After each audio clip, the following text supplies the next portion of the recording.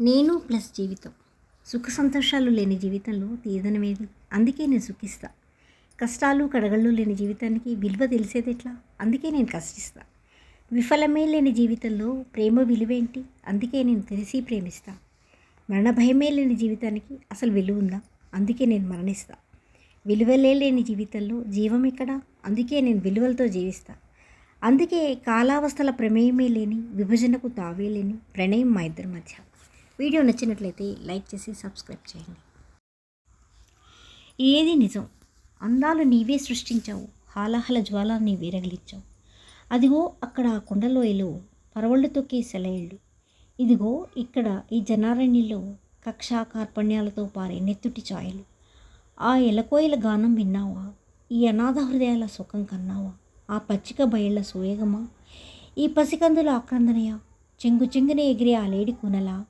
హంగు ఆర్భాటాల మాయా జీవుల? అడవిలోని మూగజీవులు అమాయకత్వమా? నాగరికపు జీవనంలో ఆక్రోశపు జ్వాలల? పశుపక్షాదుల్లో ప్రేమతత్వం, జనబాహుల్యంలో విశృంఖలత్వం.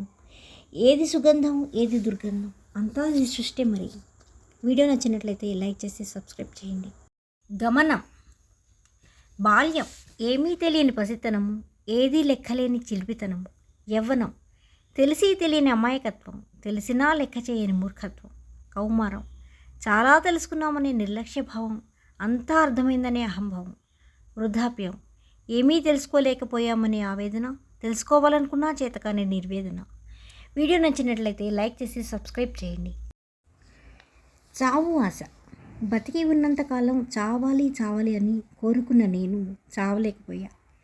తీరా చావు దగ్గర అవుతుంటే నేను బతికే ఉండాలనుకుంటే బతకలేకపోయా.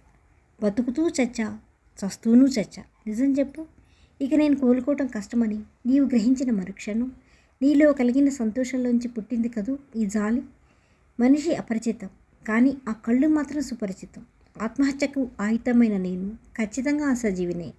ఎందుకంటే మరు జన్మలోనైనా జీవితం బాగుంటుందని.